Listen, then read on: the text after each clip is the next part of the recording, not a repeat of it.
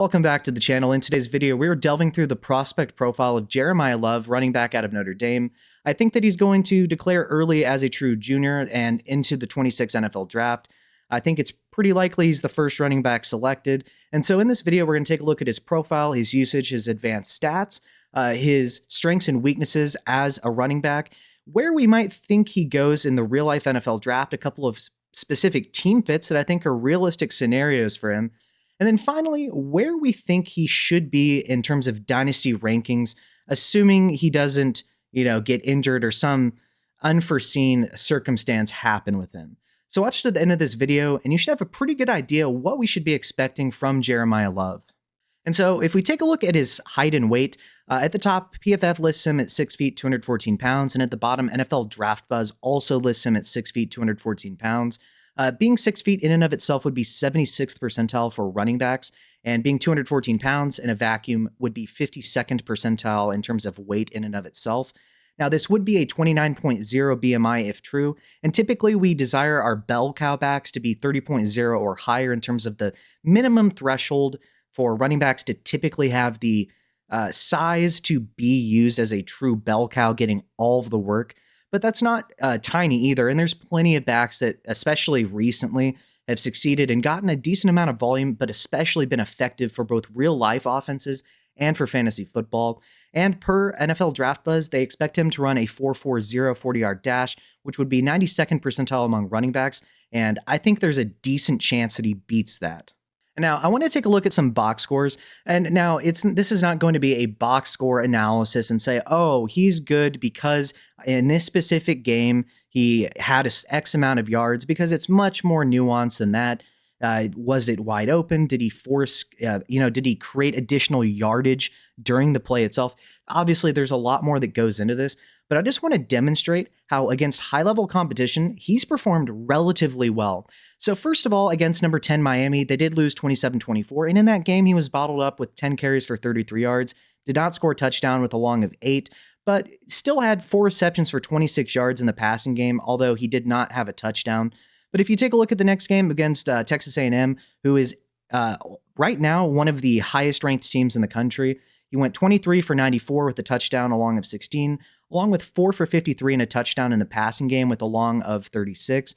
If we further take a look against ranked competition against number 20 USC, they won 34-24. He had 24 carries for 228 yards, an average of 9.5 with a touchdown with a long of 63, and then an additional 5 for 37 with a long of 12 and no touchdowns through the air. Then later on against number 22 Pittsburgh, he also went 23 for 147 and 1 with a long of 56 and 2 for 20 through the air. And if you take a look throughout the season, he has been a touchdown machine.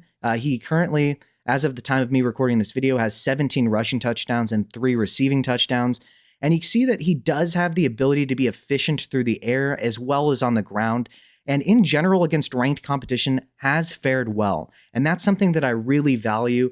Not so much beating up on poor teams, but being able to dominate pretty much regardless as to the level of competition in which you're playing in any given week. Now let's move on to some advanced stats here, which I do deem as more valuable than just general box scores. So I took a look at FBS running backs with at least 150 plus rushing attempts. It was a sample size of 46 running backs this season, and this includes all running backs. So this really does demonstrate how good he is compared to basically all of the other important running backs throughout various different classes that we're going to see. So Love has received 185 attempts. Now, this is through 11 games played at the time of me recording this video. He does still have one more game remaining. In terms of his yards per attempt, his 7.1 lead the nation. That is first among the sample size. His yak per attempt of 4.63 yards is also first in the sample size. His breakaway run percentage, which I believe is runs of 15 or more total yards, of 52.8% of his runs is second. That's awesome. His PFF rushing grade, which I don't necessarily care as much about, but it is a data point, of 93.9 is first, and same thing applies to his PFF receiving grade. His 73.3 score there is fourth, but I would agree that he is a dynamic runner and receiver, so I generally agree with the sentiment of these scores. In terms of his yards per out run in the receiving game, his 1.92 is second in the sample size. His elusiveness rating of 122.8 is fourth. He is dynamic in open space. He's forced 51 forced missed tackles, which is tied for 14th. but he also doesn't have quite as many carries as some of these other guys at the high end of the total amount of carries received. And his 0.28 per attempt is a solid number. He has 1,306 rushing yards at the time of me recording this video, which is a very solid 118.7 per game, along with 274 receiving yards, which is 25 per game. Not an astronomical number, but I do think that he has the ability at the NFL level to be used a lot more in the passing game than he's being currently used at Notre Dame. And he has 20 total touchdowns, which once again is a fantastic number. And I want to give a special shout out to my Patreon members. Thank you to Big Hunt, SP, Mage Jack, Infamy MTG, AOYOB, The Don, and Any Buckeye. Thank you guys. I'm doing this full time now, and without your support, this would not be possible. If you'd like to become a member, I'm going to leave a link in both the comment section and description of this video. You'll receive not only, but including access to a Discord where we have a channel where we have NFL and college football talk, as well as a channel where we have fantasy football talk, and a third channel where we laugh at poor trade offers that we've been offered in fantasy football. But if you'd like to, you can always DM me with private, questions if you don't wish for it to be known by any community members. But you'll also get help with building your fantasy football teams every year. I'll use wins above replacement, as well as just looking at the general lineup and scoring settings to help you with your teams each year. I'll help you with trades that are advantageous based on those factors as well. You'll be part of a fun and growing active community. You'll not only receive access to videos early guaranteed, but you'll also have the ability to ask for personal videos that you and only you can view. Or potentially, if you'd like something to be shown on the channel, you'll have preferential treatment there as well. So please consider becoming a member. I'd really appreciate it. Let's get back to the video. While I let some all-22 cut-ups displaying some of what I'm going to be talking about play, I'm going to read a brief 3.5-minute synopsis of him. So Love is a true junior out of Notre Dame who is both dynamic as a runner and as a receiver. He has a devastating burst to get up to top speed, which is equally as devastating, and he can keep himself at that top speed for long stretches to generally not get caught too often from behind.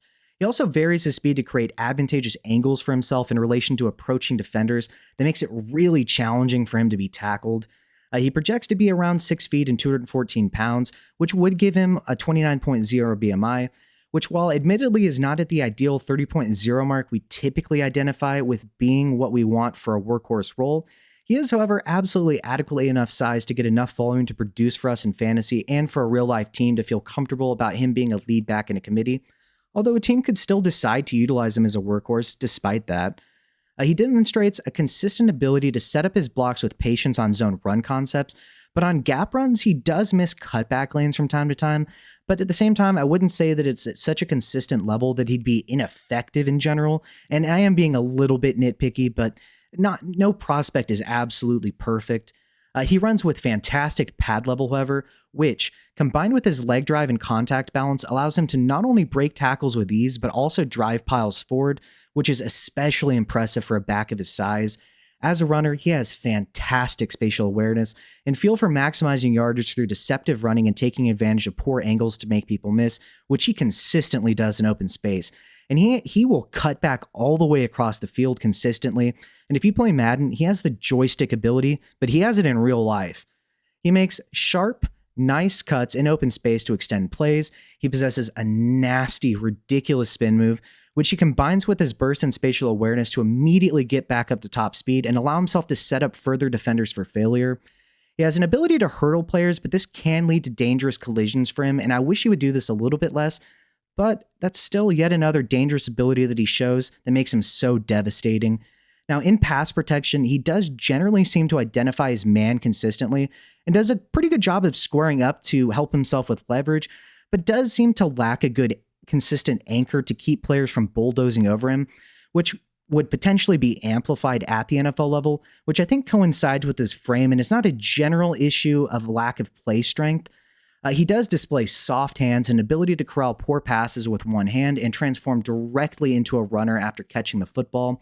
As mentioned earlier, he has a nasty spin move, which he can utilize immediately after the catch to make his assigned defender in coverage miss him and get upfield in a hurry.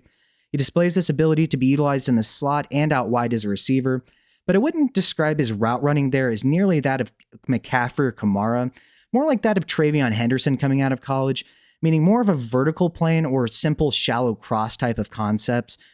He's great in the screen game, though, and uses his blockers well to create additional yardage, I think he best projects to receive usage like that of early career Kamara or Gibbs to maximize his ability in the run and pass game while also keeping him fresh and to help avoid injuries. Overall, he is a dynamic weapon for an NFL offense and should immediately provide a spark for an offense in an obvious way. And so, where do we think he goes in terms of real life draft capital? Well, I think he gets early to mid round one draft capital. I guess there's a chance he could slip into the end of the first round, but I'd honestly be shocked if he slips out of the first round. He is, in my opinion, the clear and away RB1 of this class, and I think he's really the only blue chip running back in this class as well. I think there's a pretty big drop off, but I'll still be doing a lot of player profilers, so maybe I end up changing my opinion of some of these other backs, but as of right now, I don't think it's close. Now, once again, a couple of his biggest strengths are his speed. He's lightning fast, and he's able to consistently hold that long speed throughout the duration of longer runs to avoid being caught from behind. The burst to get up that top speed is absolutely immediate, dynamic, and consistent. His agility, he makes sharp cuts, combines that with very good vision, especially the spatial awareness in open field to know where other players are. He is so dynamic and consistent there. He's incredible in the zone run game. He's very patient there as well. In terms of his pad level, it kind of coincides with his contact balance. He keeps it consistently low, bounces off of tackles, spins out of tackles. He has a fantastic spin move once again and a hurdle, and he displays fantastic hands and the ability to corral in one-handed passes and immediately turn into a dynamic runner afterwards. Now, areas to improve once again, his frame. He can't do anything about his height, which isn't really an issue in and of itself, but I do think that he has the potential to potentially add on a couple of pounds to increase that BMI for durability, while potentially not really sacrificing that much of what is already incredible, both long speed and burst to get up to that long speed. Now, in pass pro, once again, his anchor is not the best. I think with the potential adding of a little bit of weight there, that could also help there. And then in terms of his gap running, he does miss cutback lanes from time to time. But once again, this is areas of improvement. Now, who do I compare him to? I think he is extremely similar to Jahmyr Gibbs. And I think if he ends up in an offense that will utilize him in a similar role to that of Jahmyr Gibbs, we are going to get dynamic production that's relatively similar. Once again, depending on the offensive environment, if he goes to a team with a poor offensive line, they exclusively utilize him on gaps and don't really get him into open space consistently, you could theoretically limit a player of his caliber. But I think he displays a lot of that same immediate burst, elite speed, fantastic vision in open space, a nasty spin move, and is so dynamic in the passing game as well that, man, if you blacked out the player so that you couldn't really see who it is and you could just see how they're running, I think you'd see a lot of similarities between the two. Now, in terms of my projected dynasty rank, I think he's going to, after he's selected, be in that RB3 to 5 range. Running backs that I'd likely rather have than him would probably just be Bijan Robinson and Jahmyr Gibbs. But once again, that could change based on where he's selected and if he were to, say, somehow not get that first round draft capital. But this is under the assumption he gets early to mid round one draft capital. And a couple possible fits that I think make a lot of sense. I think the Chicago Bears. I think he's also a little bit similar to Travion Henderson, but I think he's a better prospect than Travion Henderson coming out. I think the Chicago Bears would be a great spot because they were linked to trying to trade up to get him, but the Patriots ended up ultimately drafting him. I think if they just want to go for it, if they get Jeremiah Love, I think in this Ben Johnson offense, potentially to go with Monungai in the passing game, if they would look to get rid of DeAndre Swift, which they may not do, he would be absolutely incredible in the dynamic screen game that they already have with both Monungai and DeAndre Swift. Now, the Commanders, they've really been hurting for a good running back. Ja'Cory Krosky-Merritt flashed a little bit earlier, but just has not been as consistent lately. And they really just do lack a dynamic running back that can be utilized in both the run game and the pass game. The Kansas City Chiefs, we know that they tried to trade to get Breece Hall, but ultimately wouldn't pay that third round draft capital. They were trying to see if they could get him for a fourth. Man, if he goes to Kansas City, that would be awesome. And then finally, the Minnesota Vikings. I think in KOC's scheme, Aaron Jones is getting a little bit older. Jordan Mason would be a nice complement in terms of a bit of a power back. That he would be a fantastic 1A in that backfield as well. But Admittedly, any team of any kind could select him at any point in the draft. So while I think that these are both realistic and some of them fantastic fits for him, we'll ultimately have to see where he ends up going. And so, where do you agree? Where do you disagree? Is there anything substantive you think he could add? Let me know below in the comment section, as well as where do you think he goes in terms of draft capital, be it early first, mid first, late first, potentially second round? And who do you think ultimately makes the leap and selects him? Let me know below in the comment section. With that being said, I hope you've enjoyed this video. If you would be so kind, feel free to subscribe to the Patreon. I'm doing this full time and I would really appreciate your support. Thank you to all my Patreon members. If you cannot or do not wish to, if you could just like the video, subscribe to the channel, comment below, it would help with the algorithm. I would greatly appreciate it. Thanks, guys, and you should look forward to many more profile videos that I'm going to do because I'm going to cover basically all prospects that are going to end up declaring for the 2026 draft class. So look out for those videos. Thanks, and have a good day.